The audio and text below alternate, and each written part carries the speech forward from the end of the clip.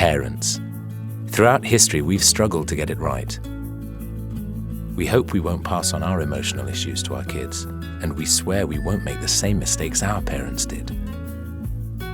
We all have great intentions, but something seems to get in the way. Let's look at what that might be.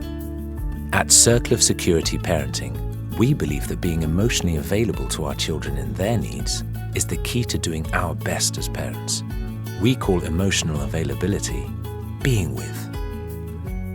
It means teaching emotional intelligence by being with our children in all their feelings, like sadness, joy, anger, curiosity, pain, frustration, excitement, and so on. Being with children helps them understand, trust, and move on from feelings. And knowing someone is with them in their feelings helps children feel less overwhelmed and more secure. Decades of research backs this up. For parents, some of this comes easily, but other times our children express emotions that make us uncomfortable, so we pull away or try to overrule their feelings, which leaves them on their own. We do this because our children's feelings can trigger strong emotions in us.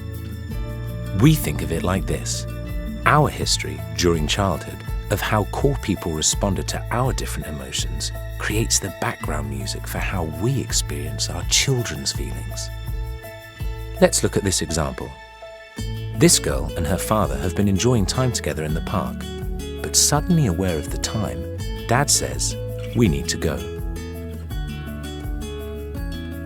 When the girl hears this, she starts crying and gets increasingly angry.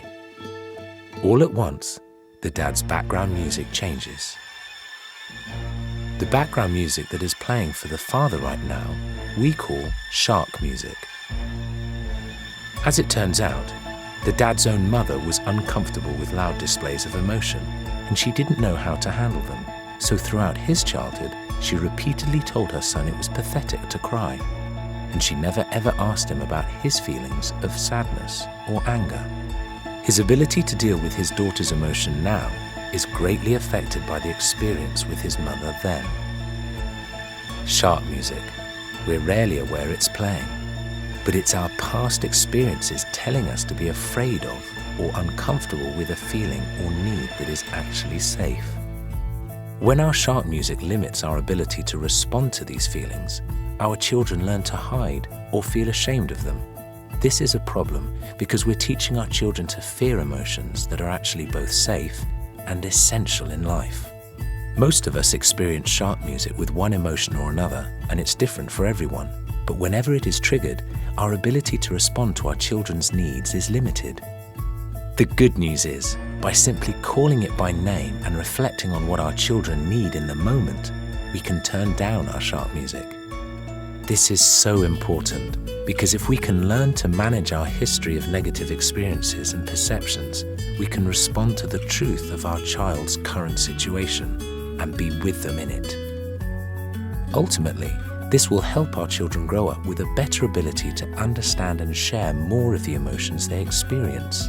There's no escaping it. Strong feelings are a challenge to manage as parents, but our children always benefit when we have an accurate response to what's happening, rather than reacting to the shark music we're bringing into the relationship. Remember, there's no such thing as perfect parenting, and blame never helped anyone feel more secure.